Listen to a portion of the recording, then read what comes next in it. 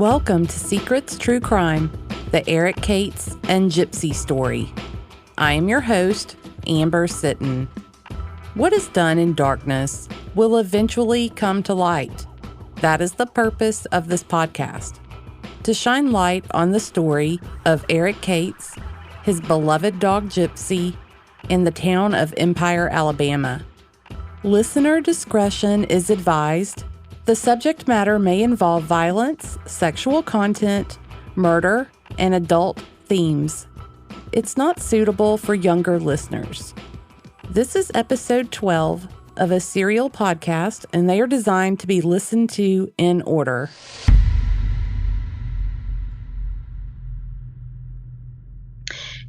Yesterday, March the 21st, was the 5-year anniversary of having found Eric and Gypsy at Empire School, burned in the truck.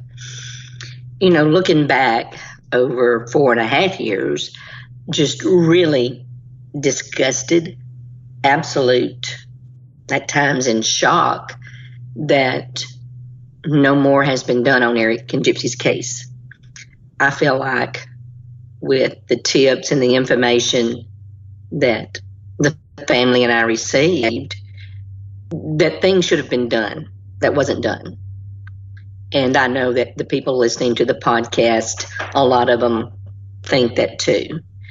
And it's been very hard and frustrating to have to fight all the obstacles that not only the sheriff's department, previous and current, the DA's office, the fire marshal, the coroner, have put in our way to just get basic answers to the questions that we had concerning Eric and Gypsy's horrific murders.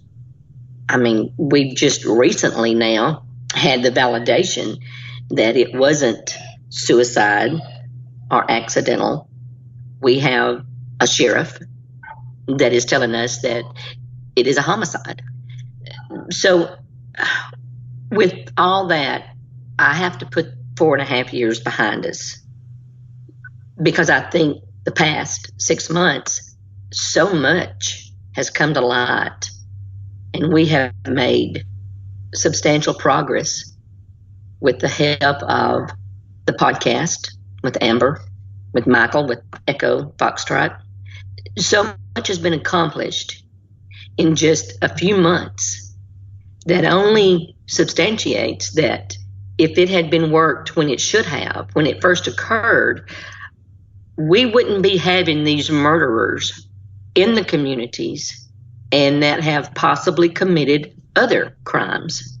And it's just sad that the people that we have in place that are supposed to protect us and help us have been our major enemy, aside from the people who committed these crimes. It's sad. I don't think that this case is special. And what I mean by that is that I don't think that Eric and Gypsy is the only death, murder, been pushed aside, swept under the rug. I don't think that we are the only family in Walker County that has been treated in such a horrible way by the powers that be in Walker County. And it's sad to know that the numbers are staggering that have had to put up with the continuous fight of elected officials that swore and made promises to better Walker County. But in fact, they are just enabling and protecting the criminal.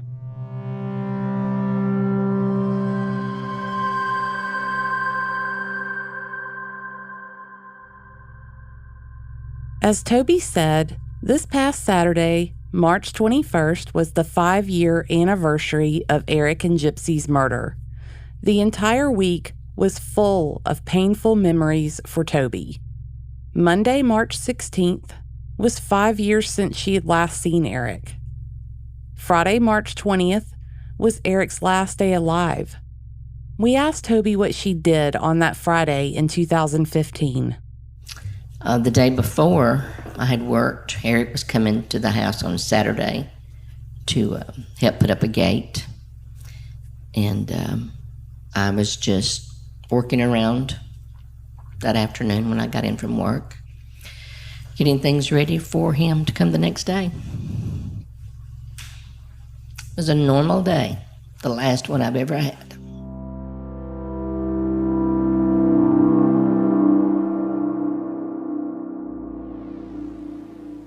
It appeared to be a normal day for Eric, too. Eric was in and out of the Blue store. He was washing his truck and dressing up for the barbecue he'd been anticipating going to all week. 5 years later, she suspects that this barbecue was likely nothing more than a ruse to lure Eric to his murder. We believe Eric was last seen at the Blue store that night around 8:30 p.m., chatting with one and possibly two people who say they have no memory of it. And then Eric drove off out of that parking lot one last time and headed down Little Vine Road. Saturday, March 21st, was the day Eric and Gypsy's remains were found in Eric's burned truck. Make no mistake about this. Eric and Gypsy were brutalized that night. While we don't know about Gypsy, we know that Eric was likely very badly wounded. No one called for help. No one tried to help him at all. And we believe there were lots of people present who could have. Some of these people are likely the very people Eric called friends. People he'd given gifts, brought food to, spent his hard-earned money on, and even those he had stuck his neck out to protect. In his time of need, every single one of them betrayed him. Then they took Eric Gypsy and his truck behind the Empire School, and they set fire to that truck with Eric and Gypsy in it while Eric was still breathing. These people who participated in this murder, who were witnesses to this murder, are listening to this podcast. I believe some of them have even joined our Patreon in an attempt to figure out exactly how much we know. We know a lot, and we aren't the only ones. The tide has turned. If you are one of those who know what happened to Eric, now is the time to tell. Doing so could be the difference for some of you in being a witness and a participant. Maybe you weren't there, but you saw someone with a burn on their arm or hand after Eric's murder. If you did, you have important information. Maybe you saw a man with a dog bite on his leg. Maybe you even helped doctor that dog bite. Maybe you were asked for a first aid kit or medication that night. If so, you have important information. Please let us hear from you. We will direct you to a law enforcement agency outside of Walker County where you can finally tell what you know without fear of your statements being shared with the whole county. We will direct you to the right investigator with no questions asked. Anyone who participated in a murder as brutal as this is capable of anything, and they need to be locked up before they hurt someone else again.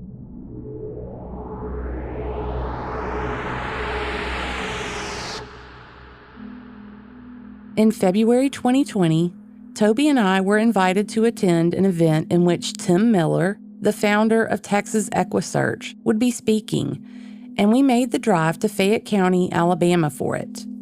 Many of you will be familiar with Tim Miller and Texas EquiSearch, but I want to share a little background information for those who might not be. On September 24th, 1984, Mr. Miller's 16-year-old daughter, Laura Miller, was abducted and murdered. Her disappearance was not taken seriously by the League City, Texas Police Department. They dismissed Mr. Miller's concerns and never even made a missing persons report. They acted as if she was a runaway or said maybe she had committed suicide. Mr. Miller learned that another woman, Heidi Fye's remains had been found in a nearby oil field, and that Heidi Fye had last been seen using the same payphone his daughter had been using at the time she disappeared. He brought that information to the League City Police Department, and he was dismissed yet again. They told him that Heidi Fye was a drug addict, and her death was not related to his daughter. They lied to him and told him that the property where Heidi was found was private property. They told him it had a fence around it and that he could not go there. He believed law enforcement, and he followed their instructions to not go there. But their lies were exposed when many months later, remains of 2 other women were found on the same property. The property was not fenced. Laura's skeletal remains were eventually found on that property too. The remains of Laura, Heidi, and at least 28 other women and girls were found in the oil fields between Galveston and Houston off the I-45 corridor. Most of these murders remain unsolved and are best known as the Killing Field murders.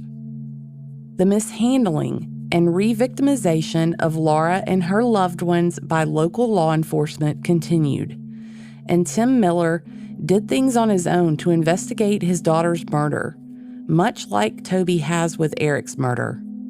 In 2000, Tim Miller founded Texas EquiSearch, a nonprofit that assists law enforcement and families of missing people in search and recovery efforts. He told us he started Texas EquiSearch as a prayer and a promise that he'd never leave a family with a missing loved one alone. At the time of that speech, in February 2020, Texas EquiSearch had conducted almost 2,100 searches for missing people across 38 states and 10 countries, and had recovered the remains of 268 deceased victims. If you've never heard Tim Miller's full story about his daughter, Laura, I encourage you to Google him. He is a good man who has channeled his heartbreak into helping others in their time of despair and desperation. While he believed he'd buried his daughter decades ago, he later discovered the police department sold some of her bones for research without his permission and knowledge. He was able to retrieve some of her remains, and he exhumed his daughter. He had a second funeral for Laura with the newly recovered remains. Towards the end of 2019, Tim Miller was contacted by the FBI. A medical examiner was cleaning out their office, and they found remains that they didn't know who they belonged to. They sent them off for testing and discovered that they belonged to Laura Miller. You can listen to his full speech that day on our Facebook page, as I did Facebook Live during it. But I wanted to share a couple things he said. These comments were made as he described his conversation with law enforcement when they informed him they'd discovered more of his daughter's remains in the medical examiner's office. Mr. Miller said, "In a perfect world, a child is supposed to bury their parent. Do you think it's right that I have to bury my daughter 3 times for the mistakes you people made? And we wonder why this murder can't be solved. So I'm in the process again of exhuming my daughter's body 35 years later. The system is broken. It's broken. My daughter matters. Your daughter matters. Your child matters." He told us Nancy Grace asked him what was the biggest high-profile case he'd ever worked. He responded and said, "Every one of them." He said, "Just because this child makes national news, and this child out here may have a drug problem, may have a terribly dysfunctional family, I'm pretty sure God loves them all exactly the same. So it's not up to me who we search for and who we don't." He went on to say, So everything I told you people is true. The problem is bigger today than it was 20 years ago. Our children are being forgotten. They only make up 25% of our population, but they make up 100% of our future. Hearing Mr. Miller tell his story in person would be an honor any day. But the day we met Mr. Miller wasn't just any day. You see, as we listened to Mr. Miller that day, Investigator Mike Cole and former investigator Chuck Tidwell were also in the audience. Chuck Tidwell's presence there was a bit of a surprise.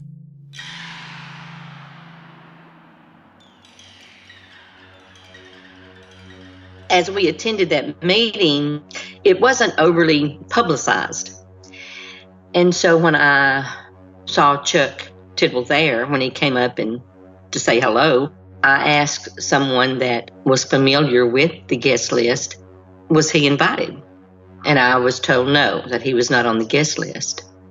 So I found it a little surprising that Chuck Tidwell and Mike Cole would walk in together, and I questioned it.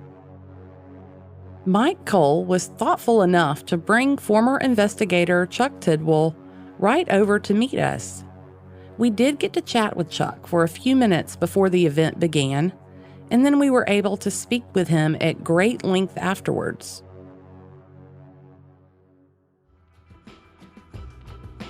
And now a word from our sponsor. This episode is sponsored by Best Fiends. While true crime is my passion, sometimes I need to decompress from the stress of my day. That's how I found my favorite game. Best Fiends is a unique and exciting puzzle experience unlike other puzzle games out there.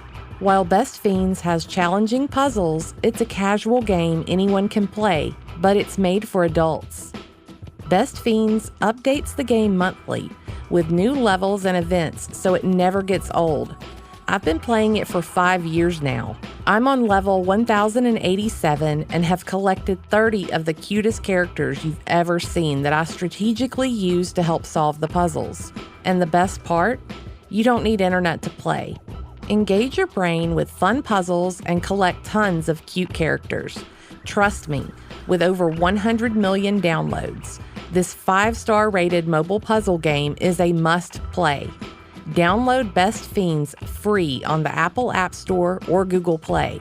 That's friends without the R. Best Fiends. Okay, back to the episode. As Tim Miller spoke, it was obvious that everything he's been through with his daughter's abduction and murder, that it's all taken a great toll on him and that it still does. His speech was emotional and heartfelt. I remember turning to Toby at the end of his speech to say that there have never been 2 men who needed to hear that more than Investigator Cole and former Investigator Tidwell. I was thrilled they were able to hear and see the grief and pain felt by a victim's family, especially when they are enduring a mishandled police investigation.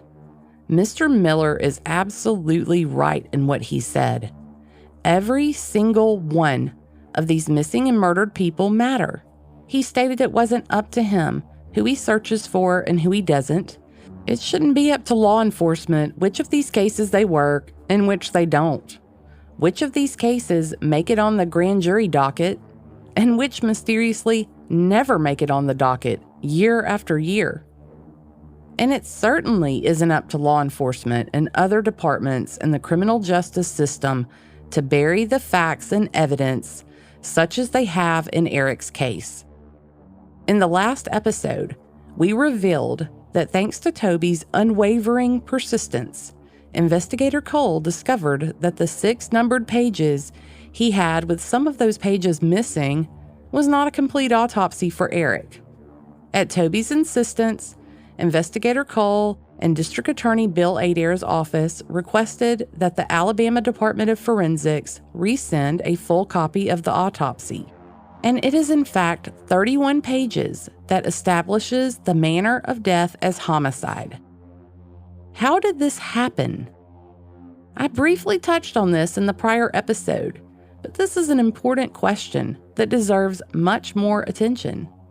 We've spent the last 2 weeks asking questions to other knowledgeable law enforcement officers, doctors, and other professionals, asking how the process works for the autopsy. And again, how can this happen? Based on what I've been told from various people with knowledge of the autopsy process, once the final report is ready, the Alabama Department of Forensic Science mails copies of the report to various agencies involved. Each agency receives their very own copy from DFS. If things happened like they are supposed to, DFS would have mailed a copy of the autopsy to District Attorney Bill Adair's office, another copy to Coroner Joey Vick's office, another copy to the Walker County Sheriff's Office, and another copy to Philip Freeman at the Alabama Fire Marshal's office. I haven't found anyone who can think of more than 2 possibilities how 5 years later, all of these agencies didn't have the full autopsy or even know the manner of death determination in the autopsy. The first option is that the Alabama Department of Forensic Science made an error and somehow sent out an incomplete copy of the autopsy to 4 different government agencies. I would guess that this is easily verifiable if someone with authority wanted to check. While I can't rule this option out, I don't believe that it's the most likely scenario. Another option is that there were people inside those agencies that worked in coordination to bury parts of this autopsy.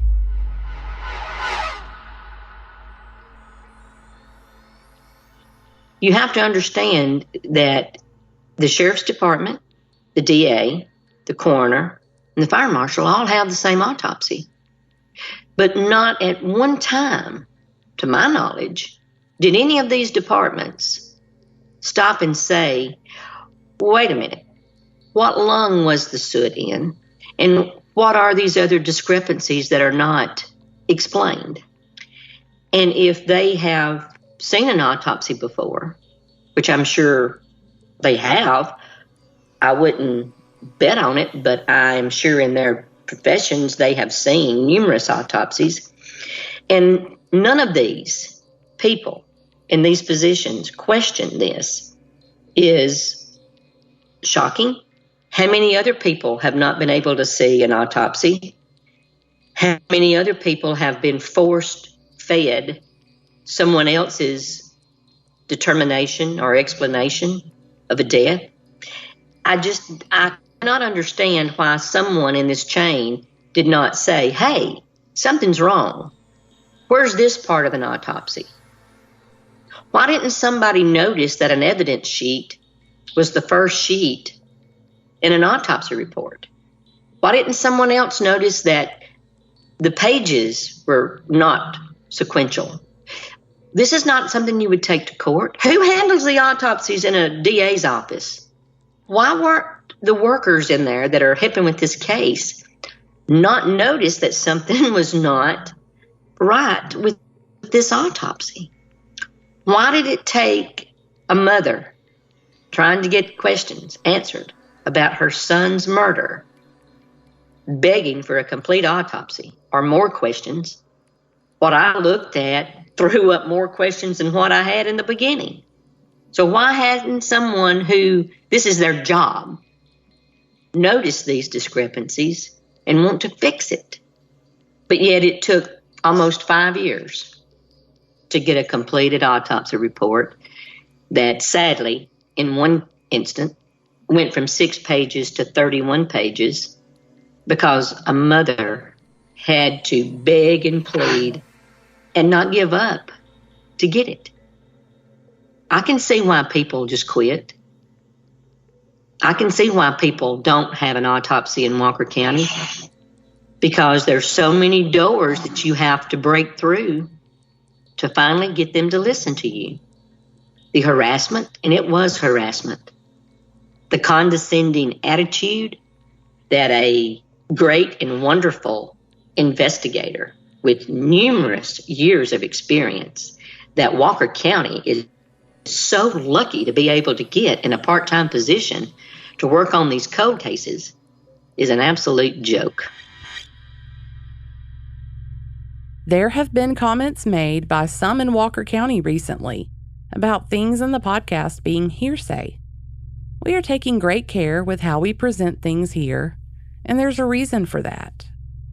And let me tell you right here in this episode, our informants will never be given up.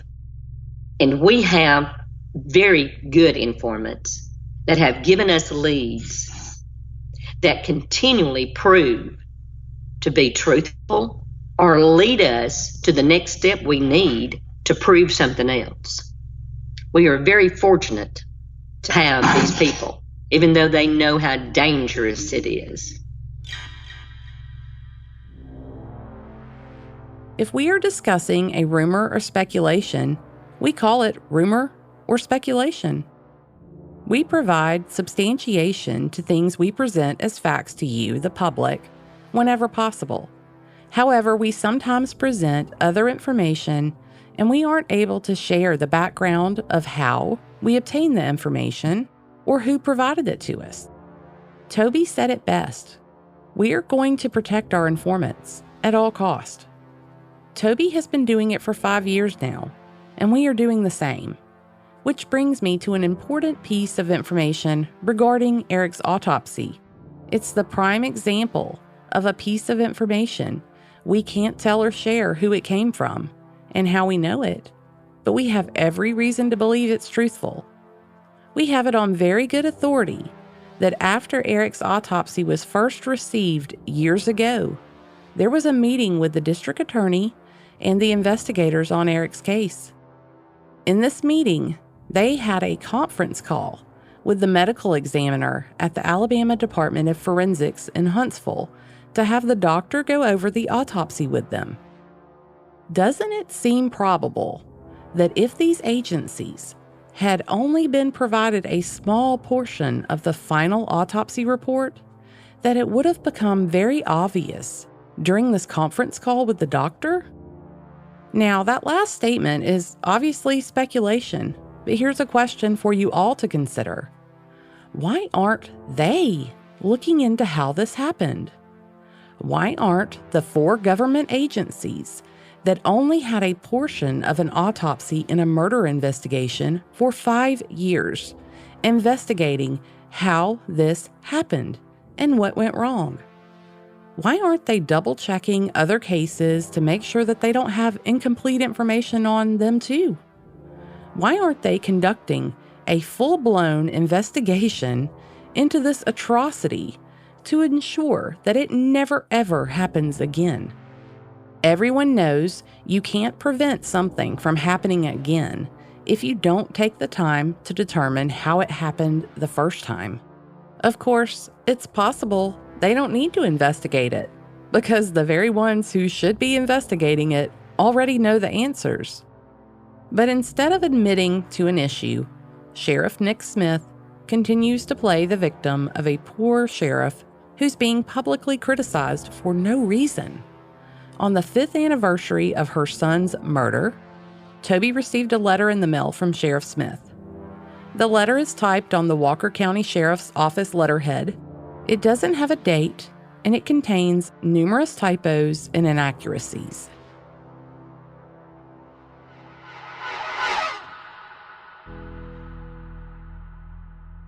I received a letter from him on March the 21st with the paperwork showing me what all had been turned over to the outside aid agency. And Sheriff Smith enclosed a letter informing me that Eric's case had been officially turned over to the outside agency. And there were a few things in this letter that caused me to have concerns and question some of the things that were said. In this letter, the sheriff says that all case files, evidence, interviews, and statements have been turned over to the investigator.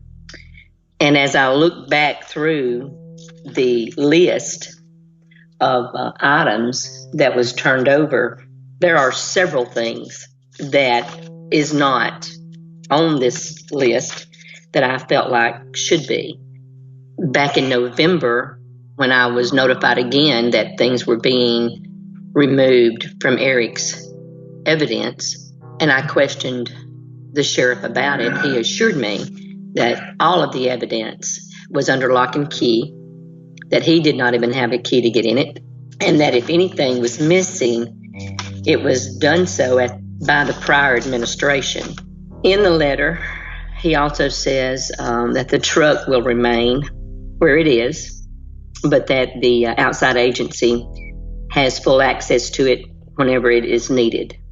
Sheriff Smith puts his regrets in this letter that the steps that his department and he took to work my son's case wasn't satisfactory to me.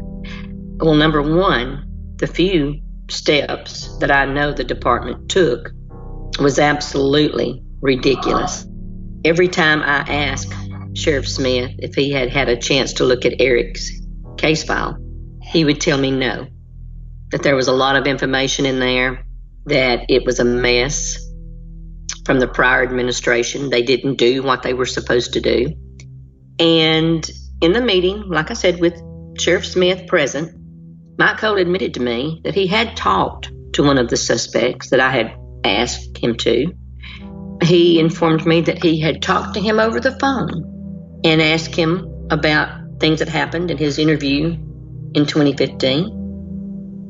And Mike Cole assured me that his story was the same, and that the guy in question got blamed for a lot of things that happened in Empire, and that it just wasn't right. It wasn't fair to keep accusing these same people of everything bad that happened in Empire. Now, there were a few things that upset me with those statements. Number one, you've already told me that you haven't looked at Eric's case file. You haven't looked at any of the prior statements, but yet you want to tell me that over the phone, while you're talking to someone, they say their story hasn't changed. How do you know? And when is it acceptable? And let me tell you here, the coronavirus was not in effect when this took place.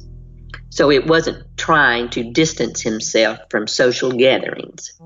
So my question is, when do you start, or when did they start, interviewing prime suspects over the phone? The other thing is when I offered to go with him to a certain place that I knew they hung out. And when I say they, I'm talking about the two suspects that I had wanted to be re-interviewed. He was kind of laughed at me. The sheriff made a statement, and so did Mike Cole, that he couldn't go there. It was too dangerous. I offered to go as backup for him. He didn't take me up on the offer or the invitation. Now, my problem with that is you have a sheriff who hears his cold case investigator saying that he picked up the phone and gave one of the main suspects in a murder case a phone interview. The next thing he hears from a cold case investigator is that he's tired of these two individuals being blamed on everything bad that happens in Empire. He did not say anything to this cold case investigator about those statements, and I was appalled, to say the least. These are just several of the steps that I think the sheriff is referring to. And I too regret that his steps were not sufficient enough to help in my son's and Gypsy's case. It was pathetic. It was absolutely disgraceful, unprofessional, and the lack of respect for my son, Gypsy, and my family is inexcusable. If I had been in there demanding special treatment, if I had been uncooperative, Secrets True Crime, Echo 7 Foxtrot, and myself, we have all been over backwards trying to help Sheriff Smith and his department in this case. I can't believe that this administration, this cold case investigator, would not accept all of the information that we have gathered over the years, and you and Mike, the past few months that you've been working on this case. The detail in your interviews, your tips, and they refused this knowledge. They refused this help. I mean, this sinking ship that I'm on just keeps sinking, and they're not even going to throw us a lifeline. In fact, at times, I feel like this cold case investigator was condescending. It was almost, he was like laughing at the information that we were trying to give him, even though he didn't know what was in this information. But he made it perfectly clear that he did not want any information that we had. And at one point, the sheriff even said, Sheriff Smith, Toby, you probably know more about your son's case than we do. Now, this is coming from someone who says he has not looked at the case file. And this is coming from a cold case investigator who says he has not looked at the case file. He's looked at bits and pieces of it. So, you know what? Yeah, you're right. I do know more about this case than you do. And what is so bad is that a private investigator and a podcast investigator knows more about my son's case than the elected officials and the law enforcement agency that is supposed to be working it.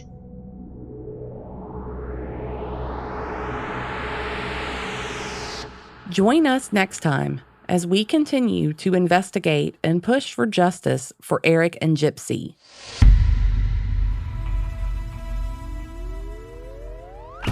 If you have any information that could help in solving the murders of Eric and Gypsy or the mysterious death of Randy Hicks, please email me at secretstruecrime@gmail.com or call our confidential tip line at 205-282-0740. Michael and I will ensure that all information gets to the right place right away. If you are left still wanting even more content, please check out our Patreon. We have filled it with great information about Susan and Evan and Eric and Gypsy. This podcast is an independent podcast. That means that everything that goes into making this podcast is done and funded by me. All of the investigative tools and resources are provided by Echo 7 Foxtrot. The tragedies we highlight and investigate have had a tremendous impact on the victims, loved ones, and friends. We don't burden them with additional expenses to cover their cases. We donate our time and talents because we want to help and hope to find the answers they need that are long overdue. For as little as $5 per month, you can receive exclusive access to members-only photos, videos, early access to episodes, and much, much more. By becoming a patron, you too are helping us help these families. Your support as a patron of Secrets True Crime Podcast helps us cover the expenses associated with producing a high-quality podcast, traveling to conduct field work and interviews, and obtaining the tools and equipment needed to conduct a thorough investigation. In short, your support as a patron allows us to do more for these families. Become a patron of Secrets True Crime Podcast today, and let's solve these cases together. Patreon.com/secretscrime. I'll also be posting the link on our Facebook page.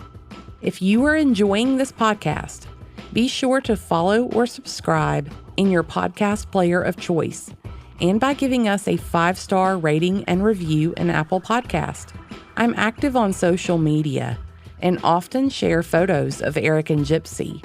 Follow Secrets True Crime on Facebook, Instagram, and Twitter @SecretsCrime. The audio production for this podcast is by Kane Power at precisionpodcasting.com.